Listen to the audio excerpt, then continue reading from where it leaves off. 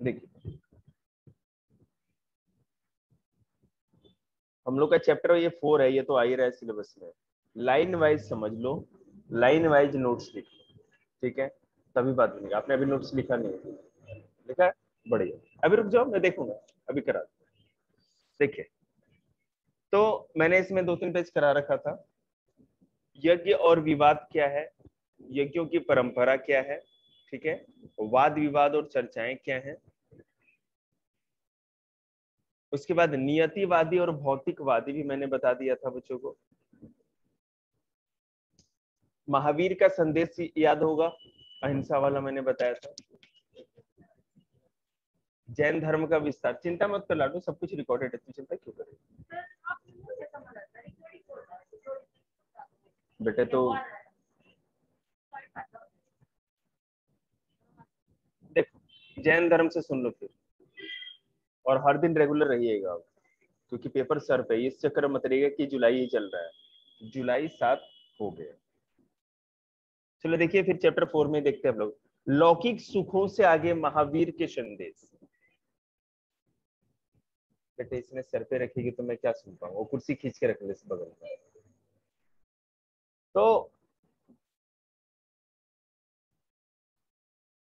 इसमें देखिए महावीर स्वामी जो थे जैन धर्म के तीर्थंकर थे। तीर्थंकर का मतलब होता है शिक्षक, ऐसा शिक्षक, ठीक है, जो कि महापुरुष, ऐसा महापुरुष जो महिलाओं और पुरुषों को जीवन के नदी के पार पहुंचाते हैं, मतलब कि ज्ञान दिलाते हैं, या जीवन मृत्यु का जो ये भ्रम है इंसानों का, जो भी मनुष्यों का, उसको खत्म करते हैं। वो तो ज्ञान से ही हो सकता है। महावीर स्वामी से पहले जैन धर्म में 23 तीर्थंकर हो चुके थे, ठीक है, महावीर स्वामी 24वें थे। पहले तीर्थंकर ऋषभ देव थे और 23वें थे पार्श्वनाथ। पार्श्वनाथ जो महावीर स्वामी से जस्ट पहले जो तीर्थंकर हुए थे, ठीक है, वो काशी नरेश मतलब वाराणसी के जो राजा थे उनके पुत्र थे, ठीक है। इसके बाद महावीर स्वामी को, महावीर स्वामी क्षत्रिय कुल के थे, इनके बचपन का नाम वर्धमान था, ठीक है।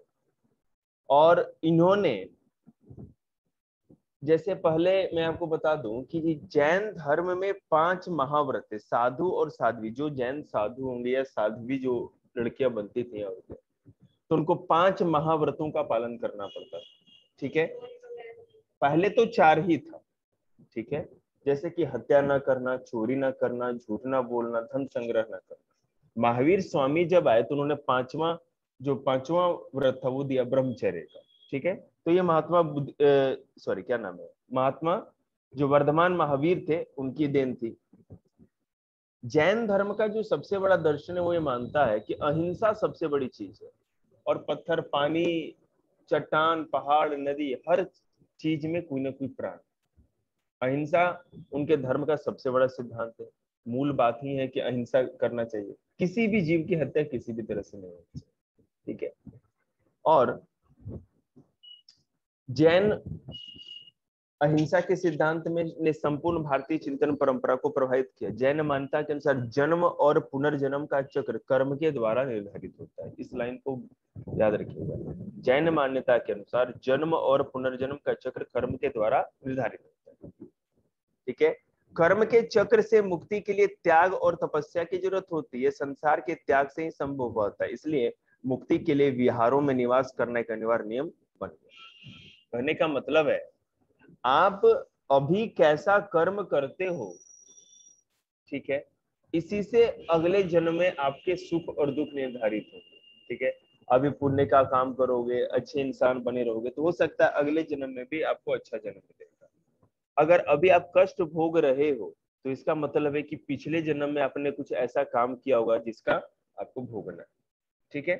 तो इसलिए आदमी को कर्म, सही कर्म ही पुनर्जन्म को निर्धारित करता है कि हमारा जन्म पहले कैसा था या बाद में जन्म हमारा कैसा होगा। पहली बात तो ये। दूसरा कि अगर आप चाहते हो कि कर्म के चक्र से मुक्ति मिल जाए, ठीक है ना, कि बार बार ना जन्म लेना पड़े ना बार बार मरना पड़े, नियम तो यही है कि जो जन्म लेगा वो मरेगा। तो ऐसा कोई उपाय है क्या कि बार बार का ये जो झंझट है इससे मुक्ति मिल जाए? तो कहा गया, महावीर स्वामी ने कहा, जैन धर्म के सिद्धांत में कहा गया, इसके लिए बस एक ही मार्ग है कि आप तप और तपस्या करें, ज्ञान की प्राप्ति करें। आपको ज्ञान हो जाएगा तो जीवन मरण के ये जो जंजाल है इससे बाहर निकल जाएगा। आगे देखिए, जैन धर्म का विस्तार। जैन धर्म का जो विस्तार था वो सबसे पहले उत्तर भारत में तो थोड़ा बहुत हुआ है, लेकिन मोस्टली तमिल साउथ इंडिया में, मध्य भारत में और पश्चिम भारत में ज्यादा। जो लोग वैश्य वर्ग के थे, बानीय वर्ग के थे, जो बनिया होते हैं ना, जो भी ट्रेडर या व्यापारी थे, उनमें ये धर्म ज्यादा प्रसारित हुआ। ठीक है, क्योंकि वैसे भी उनको अहिंसा तो उनका काम ही नहीं था। ठीक है, ब्राह्मण इस धर्म को मानते नहीं थे, क्योंकि ब्राह्मण तो चिढ़ते थे, उनका धर्म हिंदू धर्म था। क्षत्रिय लोग जो थे बिना मार काट के जी नहीं सकते थे, तो ये वैश्यों की ही थी। इसमें सबसे पहले जो ग्रंथ लिखे गए, जैसा कि मैंने आपको बताया था, इस बात को बिल्कुल दिमाग में रखना कि बौद्ध धर्म के जितने भी ग्रंथ या पुस्तकें लिखी गई वो थी पाली भाषा, और जैन धर्म की जितनी भी पुस्तकें लिखी गई शुरुआती वो थी प्राकृत। तो बौद्ध, पाली, जैन, प्राकृत, फिर ले सकते हो। बौद्ध ग्रंथ लिखे डैश दीजिए, बौद्ध ग्रंथ लिखे डैश दिया, पाली भाषा, पाली भाषा। जैन धर्म लिख के डैश दीजिए, जैन, हाँ, प्राकृत।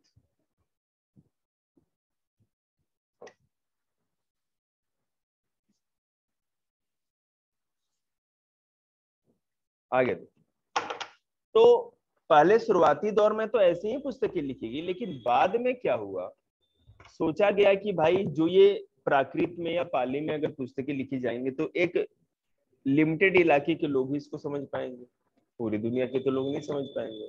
तो क्या किया जाए, तब ये सोचा गया कि जहां पर जो भाषा बोली जाती है उन्हीं भाषाओं में महावीर स्वामी के संदेश को या जैन धर्म के सिद्धांतों को पहुंचाया जाए। तो पुस्तकें संस्कृत में लिखी गई, जिसको कि पूरे ओवरऑल समझते थे जो पढ़े लिखे थे। तमिल में लिखी गई, जिसको पूरा साउथ इंडिया समझता था। हाँ, प्राकृत, संस्कृत, तमिल इसमें भी लिखी जाने लगी। साथ ही साथ जैन धर्म के प्रचार के लिए जितने भी उपासक थे, उपासक लोग क्या करते थे कि जैन तीर्थंकरों की मूर्तियां बनवाते थे। जैसे महावीर स्वामी की मूर्ति, उपासर्वनाथ की मूर्ति सब बनाई जाती थी, और ये पाई हुई है। बुद्ध और ज्ञान की खोज देखिए, इसके बारे में देखो। महात्मा बुद्ध भी बिहार के वैशाली जिले में ही उनका जन्म हुआ था। ठीक है, वैसे कपिल वस्तु में हुआ था, जो कि अब जाकर के वो क्या कहते हैं, नेपाल में है वो स्थान। महावीर स्वामी का जन्म वैशाली में हुआ था। ठीक है, पहले तो सब बिहार का ही हिस्सा था वो वाला इलाका, और बिहार के वैशाली जिले भी माना जाता था।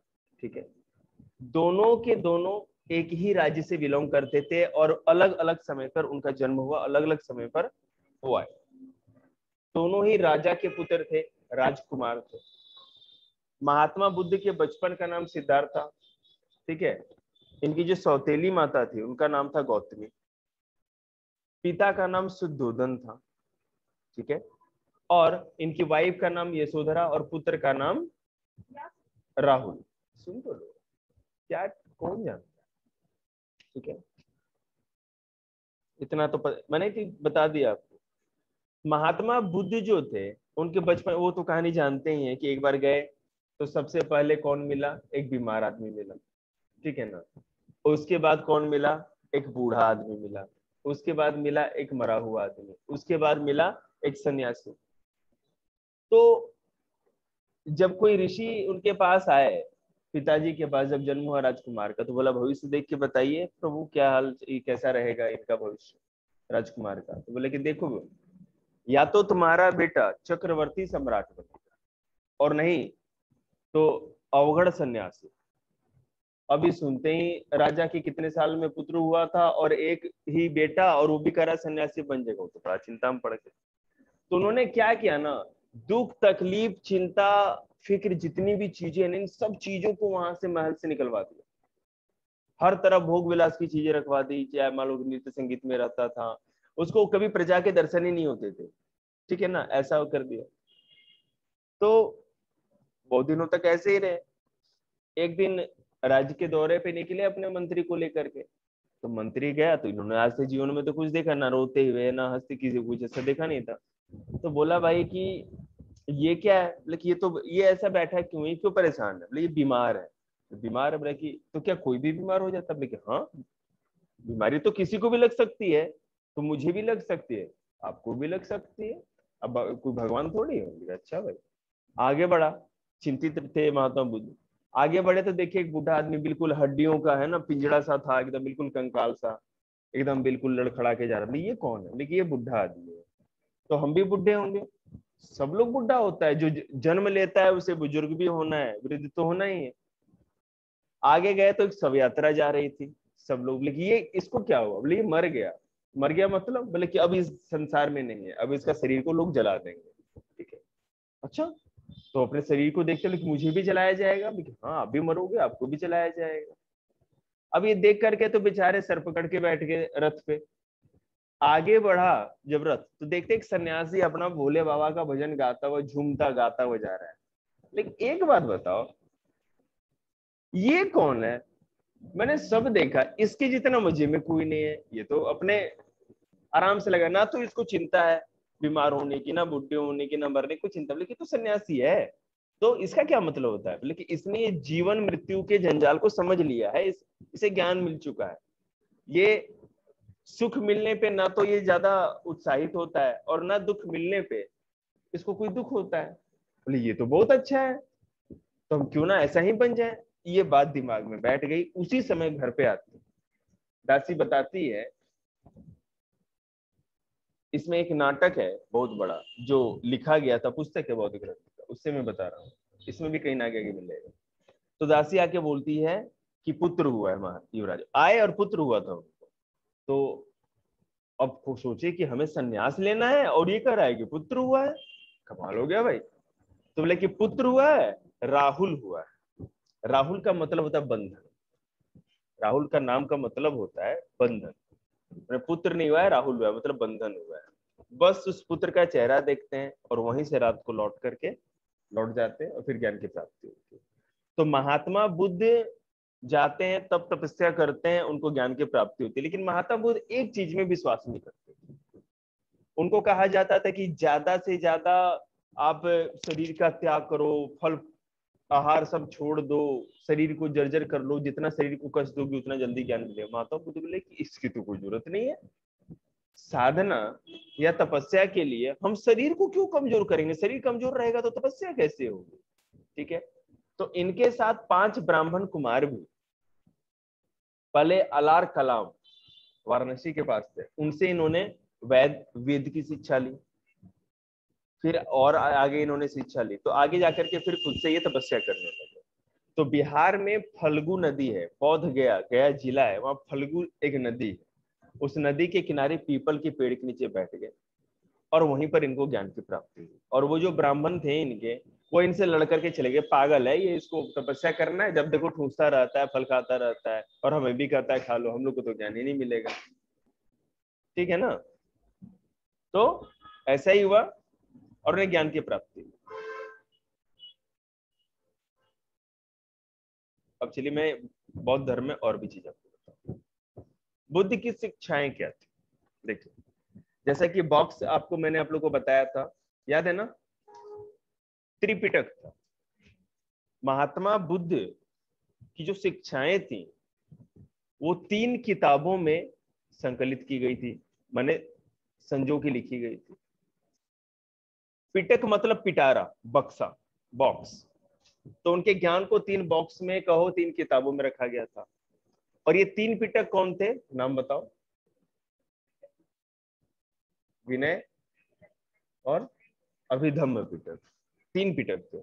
इन्हीं 3 पुस्तकों में सारी की सारी चीजें थी। बुद्ध की शिक्षाओं को सुत्त पिटक में दी गई कहानियों के आधार पर पुनर्निर्मित किया गया। सुत्त पिटक में जो भी कहानियां लिखी गई थी बुद्ध की शिक्षाओं से, तो उसे द्वारा बताया गया उनकी, हालांकि कुछ कहानियों में उनकी अलौकिक शक्तियों का वर्णन है, दूसरी कथाएं दिखाती कि अलौकिक शक्तियों के बजाय बुद्ध की ने लोगों को विवेक और तर्क के आधार पर समझाने का प्रयास किया है। उदाहरण के लिए जब एक मरे हुए बच्चे की शोकमग्न मां बुद्ध के पास आती है, ये बता रहा हूँ, देखिए अब शुद्ध पिटक में क्या था, उस बॉक्स में मैंने बताया था विनय पिटक जो था। देखिए बॉक्स कहाँ गया, एक मिनट में उसका रेफरेंस देके आप लोगों को समझा दूंगा, तब जाके क्लियर हो जाएगा। देखिए विनय पिटक में महात्मा बुद्ध के संघ और बौद्ध मठ में रहने वाले लोगों के लिए नियमों का संग्रह था कि जो लोग साधु लोग मठ में रहेंगे कौन कौन से नियम अपनाएंगे। ठीक है, सुत पिटक में महात्मा बुद्ध की शिक्षा थी और अभिधम्म पिटक में दर्शन से जुड़े विषय थे, मतलब आत्मा क्या होता है, जीवन मृत्यु से कैसे मुक्ति मिलेगी, ये सारी बातें। ठीक है, तो यहाँ पर हम सुत पिटक की बात कर रहे हैं। महात्मा बुद्ध की जो शिक्षाएं थी, ठीक है, उसमें महात्मा बुद्ध की शिक्षाओं को सुत पिटक से लिया गया है। जैसा कि मैंने बताया, सुत पिटक में जो भी बातें बताई गई थी उसी के आधार पर हम बताते हैं कि महात्मा बुद्ध क्या सोचते थे, कैसा उपदेश देते थे। कुछ लोग कहते थे कि महात्मा बुद्ध के पास चमत्कारिक शक्तियां थी, तो कुछ वैसी भी कहानियां इसमें शामिल है। और कुछ लोग बोलते हैं कि महात्मा बुद्ध के पास चमत्कारिक शक्तियां नहीं थे, वो ज्ञान देते थे कि लोगों को अपने तर्क और विवेक के आधार पर फैसला लेना चाहिए। अभी वो मस्टर्ड वाला चैप्टर कराया था ना आप लोग को 12th में, द सरमन ऑफ बनारस, याद है? 12th क्लास में अभी इंग्लिश का एक चैप्टर, मैं थोड़ा सा उसका रेफरेंस देके बता देता हूं। एक औरत थी, उसका बच्चा मर गया। ठीक है, हाँ सुना है आपने ये सरसों वाला? हाँ वैसे ही। तो अब देखो उसको तो समझा के ही मना लिया ना, बिल्कुल सही। तो बौद्ध दर्शन के अनुसार जो अब मैं बोल रहा हूं वो सबसे इंपॉर्टेंट अंडरलाइन करना। बौद्ध दर्शन के अनुसार विश्व अनित्य और लगातार बदल रहा है या आत्मा विहीन है, क्योंकि यहाँ कुछ भी अस्थायी या शाश्वत नहीं है। इस क्षणभंगुर दुनिया में दुख मनुष्य के जीवन का अंतर्निहित तत्व है।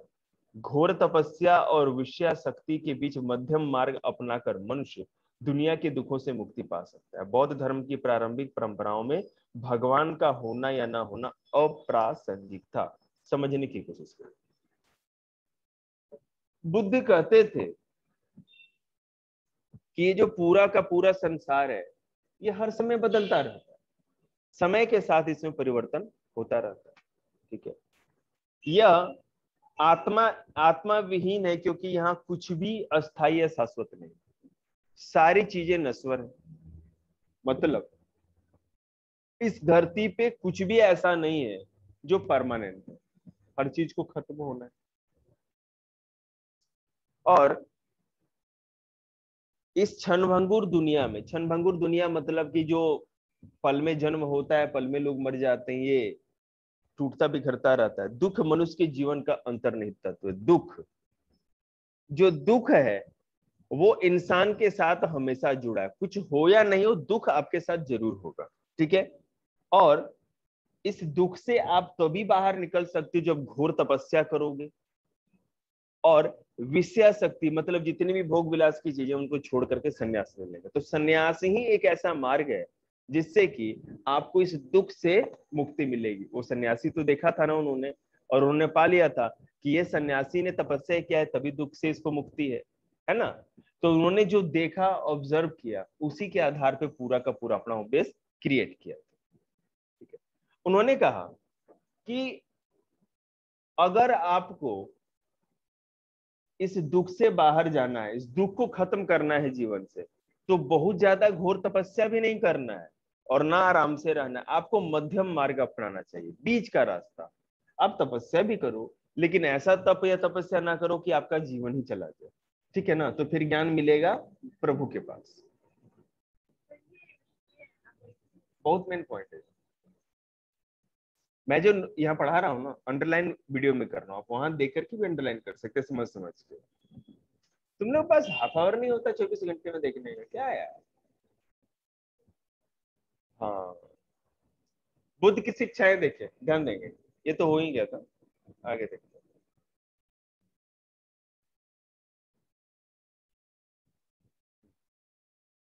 अब देखो, बुद्ध मानते थे, ये भी अंडरलाइन करना है, बुद्ध मानते थे कि समाज का निर्माण इंसानों ने किया था, न कि ईश्वर ने। आपको वहां देख लो, अंडरलाइन कर लो। बुद्ध मानते थे कि समाज का निर्माण इंसानों ने किया था, भगवान ने नहीं। मतलब समझे क्या? वो किसी भी तरह के ईश्वर में विश्वास नहीं रखते थे। बौद्ध धर्म की शिक्षा थी, ऊपर लिख लीजिए वहां बेटा, इतना स्पेस है प्लेन। बौद्ध धर्म में ईश्वर को नहीं माना जाता था।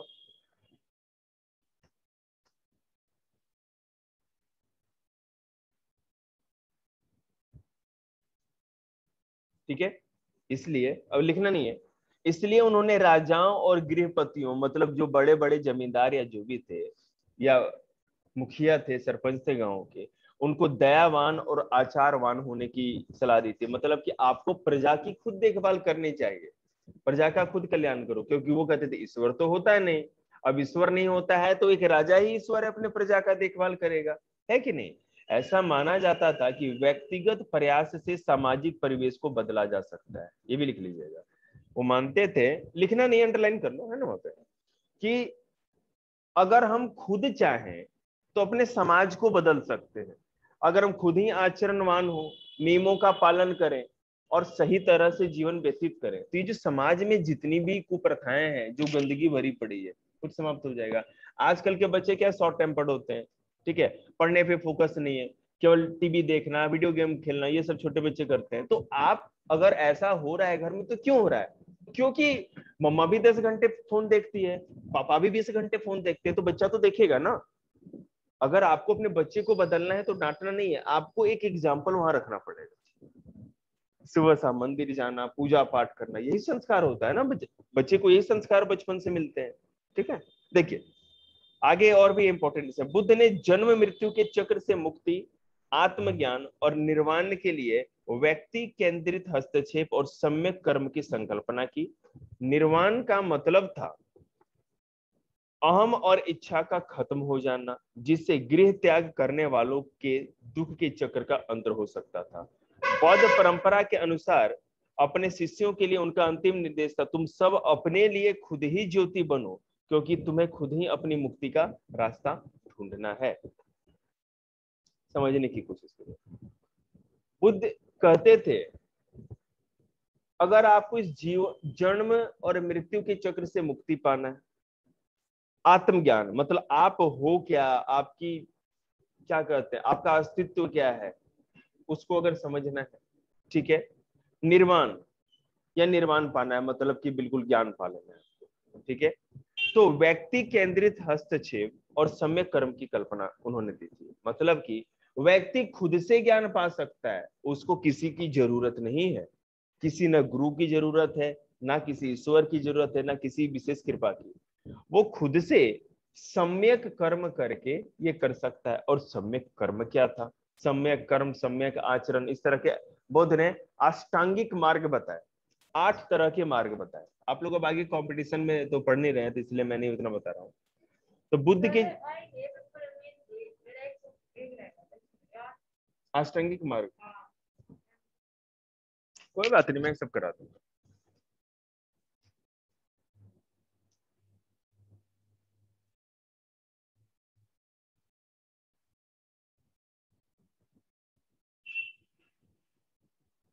देखिए,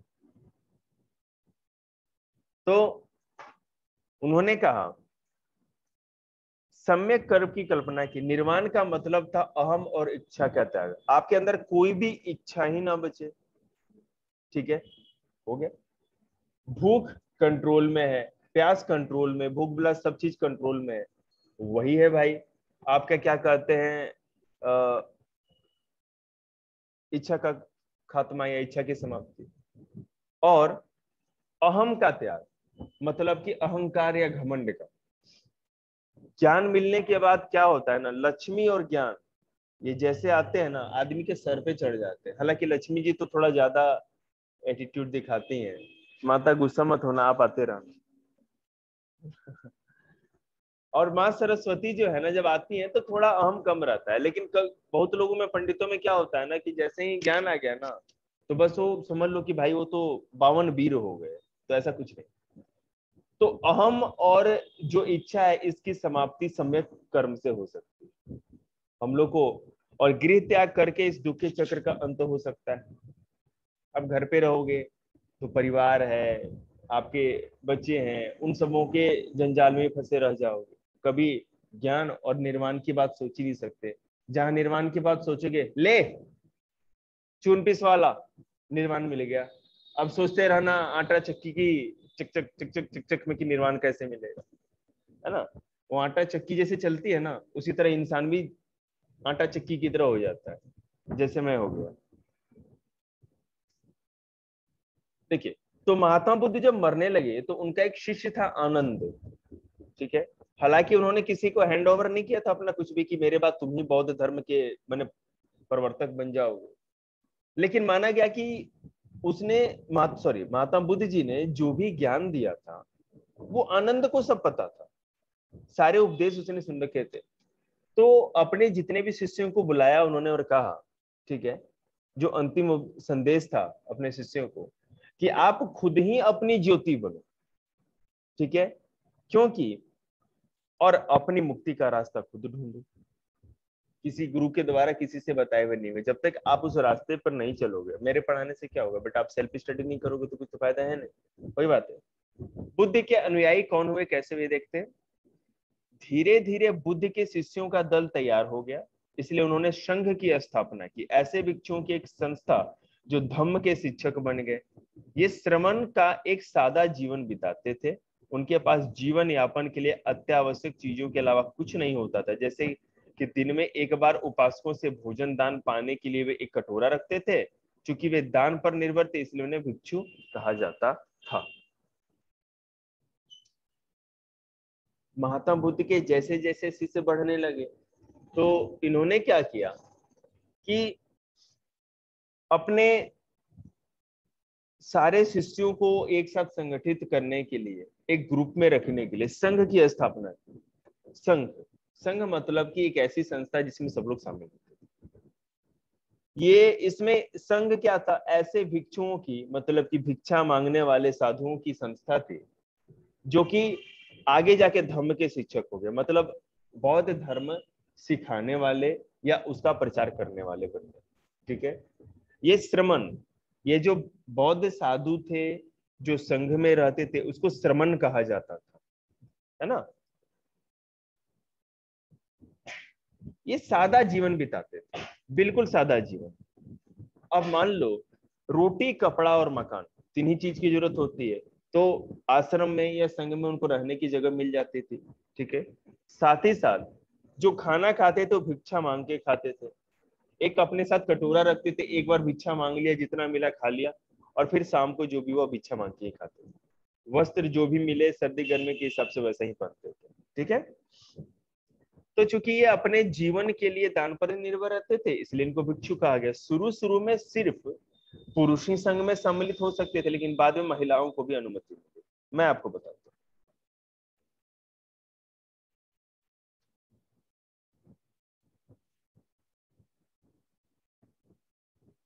देखो,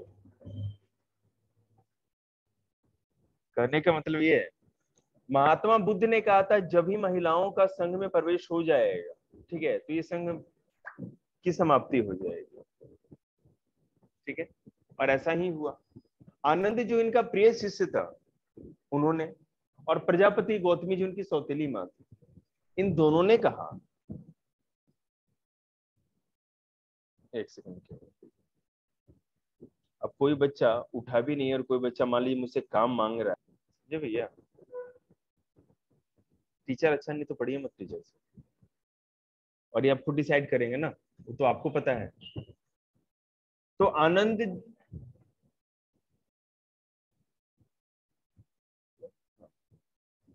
आनंद जो थे उनके शिष्य थे, सुन लो कहानी, तुम भी क्या बीएसटी बीएसटी करते रहते हो,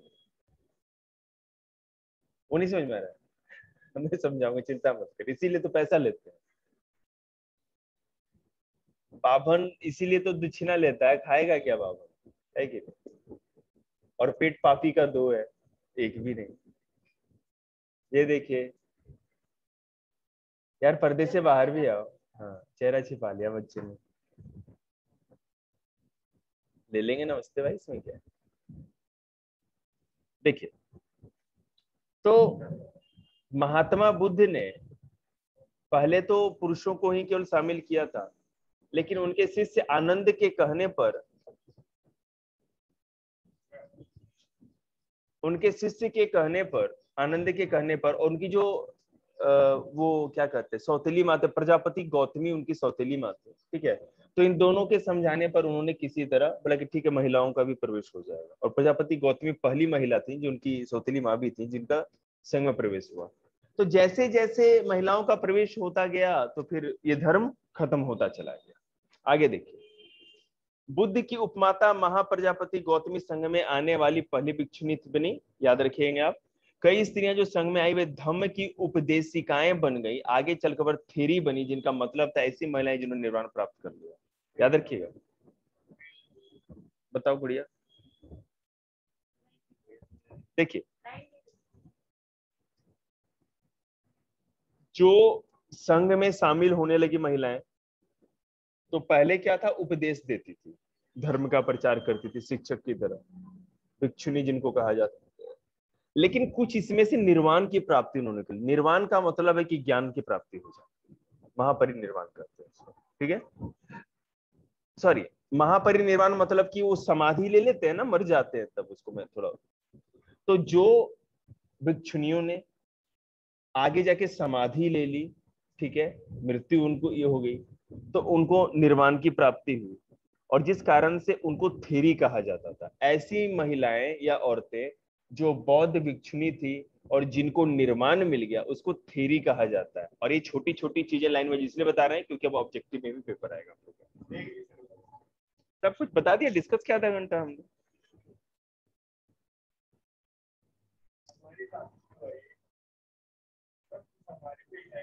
भोले की पूजा करो। बुद्ध के अनुयायी कई सामाजिक वर्गों से आए, ध्यान दीजिए, रिकॉर्ड हो रहा है आप लोग का क्लास। बुद्ध के अनुयायी कई सामाजिक वर्गों से आए थे, अलग अलग समाज के वर्गों से आए हुए थे, छोटे बड़े सारे जाति वर्ग के, राजा, धनवान, गृहपति, सामान्य जन, कर्मकार, दास, शिल्पी, सभी लोग इसमें शामिल थे। एक बार संघ में आ जाने पर सभी को बराबर माना जाता था, ठीक है।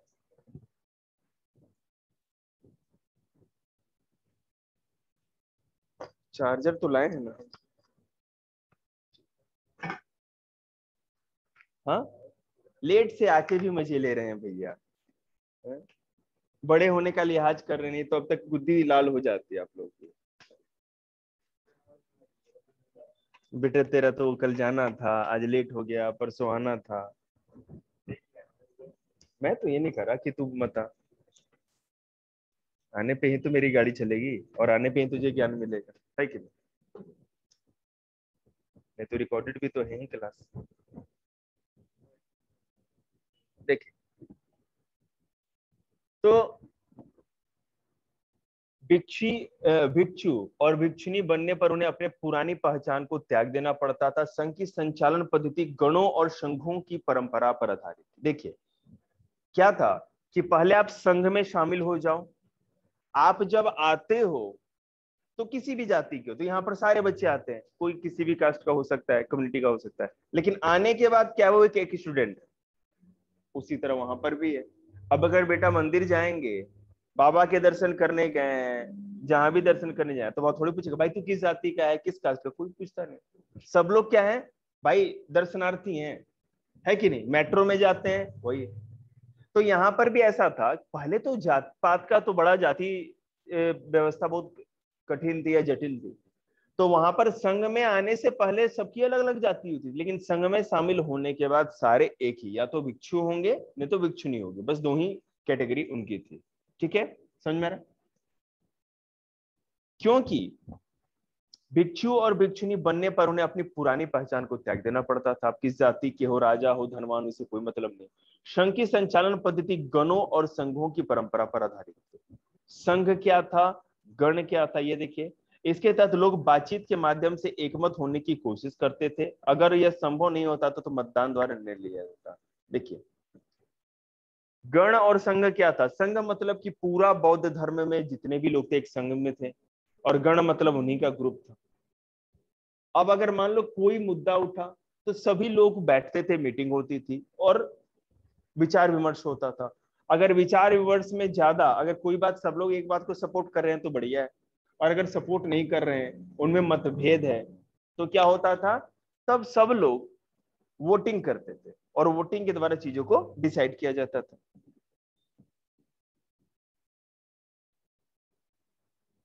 बुद्ध के जीवन काल में, उनकी मृत्यु में और उनकी मृत्यु के बाद, एक तो उनके पूरे लाइफ में भी और मरने के बाद, बौद्ध धर्म तेजी से फैला। ठीक है, इसका कारण यह था कि लोग समकालीन धार्मिक परंपराओं से असंतुष्ट थे और उस युग में तेजी से हो रहे सामाजिक बदलाव ने उन्हें उलझनों में बांध रखा था। बौद्ध शिक्षाओं में जन्म के आधार पर श्रेष्ठता की बजाय जिस तरह अच्छे आचरण और मूल्यों को महत्व दिया गया, उससे महिलाएं और पुरुष इस धर्म की तरफ आकर्षित हुए। खुद से छोटे और कमजोर लोगों की तरफ मित्रता और करुणा के भाव को महत्व देने के आदर्श काफी लोगों में को भाई। जिस समय बौद्ध धर्म आया उस समय लोग ब्राह्मण धर्म या हिंदू धर्म से परेशान हो चुके थे। जाति व्यवस्था, तुम कितने भी कुछ भी हो, अगर क्षत्रिय में जन्म हो गया या ब्राह्मण में जन्म हो गया तो वही सारा अपना फायदा उठाएंगे, और जो भी दूसरे कास्ट के लोग हैं चाहे कितने भी टैलेंटेड हो, उनका कुछ नहीं हो सकता। तो लोगों के पास ऑप्शन नहीं थे पर, लेकिन जब बौद्ध धर्म आया तो ऑप्शन आ गया।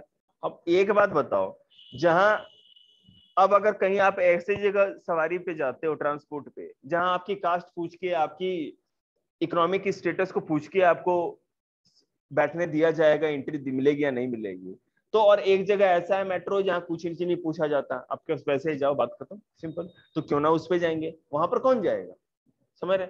तो लोग बौद्ध धर्म की तरफ आकर्षित होने लगे, और सबसे बड़ी बात थी अहिंसा।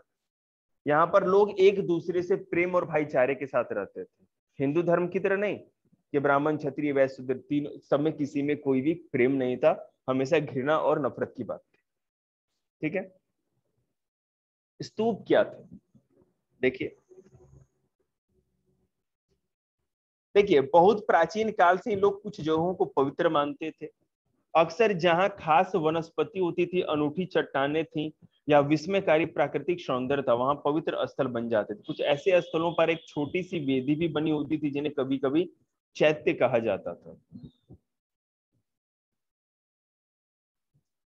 बौद्ध साहित्य में कई चैत्यों की चर्चा है, इसमें बुद्ध के जीवन से जुड़ी जगहों का भी वर्णन, जहां वे जन्मे थे, जैसे लुम्बिनी, जहां उन्होंने ज्ञान प्राप्त किया, जहां उन्हें प्रथम उपदेश मिला, ठीक है, और जहां उन्होंने निर्वाण की प्राप्ति की। धीरे धीरे ये सारी जगहें पवित्र स्थल बन गई। इन्हें हमें यह मालूम होता है कि बुद्ध के समय से लगभग 200 वर्षों बाद अशोक ने लुम्बिनी की अपनी यात्रा के बाद एक स्तंभ बनवाया। देखिए इसमें जो मैंने अंडरलाइन किया है वीडियो में वो आप समझ लीजिए। बुद्ध का जन्म लुम्बिनी में हुआ था, ऑब्जेक्टिव क्वेश्चन है ये। बुद्ध का जो ज्ञान की प्राप्ति हुई वो सारनाथ में हुआ था, जो वाराणसी में, सॉरी बौद्ध गया में हुआ था। बुद्ध ने जहां पहला उपदेश दिया वो सारनाथ था, और बुद्ध को जहां निब्बान या निर्वाण कहते हैं प्राप्ति, जहां उनकी मृत्यु हुई थी, वो कुशीनगर उत्तर प्रदेश में हुआ था। ये 4 क्वेश्चन, चारों इंपॉर्टेंट। ठीक है, तो अब महात्मा बुद्ध से संबंधित जो भी पवित्र स्थल थे, यादगार जगहें थी, जहां जहां महात्मा बुद्ध गए थे या जहां जहां उनको ज्ञान मिला, मृत्यु हुई, जो भी है, वहां पर एक एक मंदिर जैसा ही, स्तूप जैसी कोई संरचना बना दी गई। ठीक है, हाँ जी, बिल्कुल। तो सन्यास लिया था वो इंपॉर्टेंट नहीं है, उनका जो जन्म हुआ था एक वो, दूसरा कि जहां ज्ञान मिल गया उनको, जहां तपस्या किया था बौद्ध ज्ञान पीपल के पेड़ के नीचे, तीसरा जहां पहला ज्ञान मिलने के बाद उपदेश दिया था वाराणसी में, और चौथा जहां वो मृत्यु हुई थी। वैसे और बहुत सारी जगह है, 8। किससे, किस चीज की स्टोरी, वो तो मैंने समझा दिया इससे पहले, इसीलिए तो आगे पीछे की कहानी बता रहे हैं। देखो हम मजबूर हैं एनसीईआरटी को फॉलो करने के लिए, आप चाहो तो हम यहाँ यूपीएससी पढ़ाते हैं, हमें वो तो पढ़ाना नहीं, तो इसीलिए तो मैं वही पढ़ा रहा हूँ जो पूछते हैं। हमें आपको 12th में मार्क्स दिलाने हैं केवल, ठीक है ना, और नहीं तो ज्यादा ज्ञान चाहिए तो बढ़िया है, पहले सिलेबस कर लेते हैं। देखिए स्तूप क्यों बनाए जाते थे, ये भी एक इंपॉर्टेंट क्वेश्चन है, और ये लास्ट कॉन्सेप्ट बता रहे हैं, इसके बाद कल करेंगे। ऐसी कई अन्य जगहें थी जिन्हें पवित्र माना जाता था। इन जगहों पर बुद्ध से जुड़े कुछ अवशेष, जैसे उनकी अस्थियां या उनके द्वारा जो चीजें यूज की गई हैं, है ना, वो दफना दिए जाते थे, और इन टीलों को ही स्तूप कहते थे। मतलब उसको दफना के उसके ऊपर एक टीला जैसा बना देते थे, इनको स्तूप कहते थे। हाँ, स्तूप बनाने की परंपरा बुद्ध से पहले की रही होगी, लेकिन अब बौद्ध धर्म से जुड़ गई, क्योंकि उनमें ऐसे अवशेष रहते थे जिसे पवित्र समझा जाता था। इसलिए समूचे स्तूप को ही बुद्ध और बौद्ध धर्म के प्रतीक के रूप में प्रतिष्ठा। अशोकावदान नामक एक बौद्ध ग्रंथ के अनुसार अशोक ने बुद्ध के अवशेषों के हिस्सों पर महत्वपूर्ण शहर में बांटकर उनके ऊपर अनेक स्तूप बनवाए। ईसा पूर्व 2री सदी तक भरहुत, सांची, सारनाथ जैसी जगहों पर स्तूप बनाए जा चुके। स्तूप का मतलब है कि महात्मा बुद्ध जब मरे तो मल्ल, जिस राज्य में मरे वहां के जो वंश था, मल्ल राज्य था, राज्य का नाम, तो मल्लों ने उनकी अस्थियों को जलाने के बाद 8 हिस्सों में बांटा, 8, और 8 हिस्सों में बांट करके अलग अलग जगहों पे दफना करके उसके स्तूप बनाए। तो इसी तरह से अशोक ने भी ऐसा किया, भरोस था।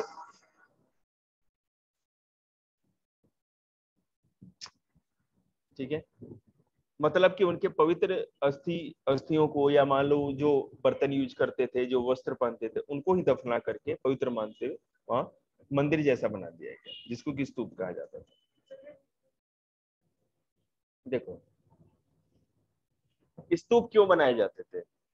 बौद्ध धर्म में महात्मा बुद्ध से संबंधित जो भी पवित्र चीजें थी, जैसे उनके मरने के बाद उनको जब जलाया गया तो उनकी अस्थियां हुई, वो अस्थियां हुई, या जो कटोरा रखते थे अपने साथ, भिक्षा पात्र जो था उनका, वो हो गया। उनसे यूज की जो चीजें थी तो पवित्र चीजें थी। भगवान की चीज तो पवित्र है ना, जैसे श्री राम जी का खड़ाऊ है कहीं पर, उसको भी पूजा किया जाता है अयोध्या में। तो उन सारी चीजों को पवित्र मान करके उसको ये लोग क्या करते थे, जमीन में दफना देते थे। ठीक है, दफन कर दिया, गाड़ दिया, और उसके ऊपर एक गोल गुंबद जैसा बना देते, जिसको स्तूप कहा जाता है। अब स्तूप कैसे बनाया जाता था मैं कल आप लोग आगे कराऊंगा।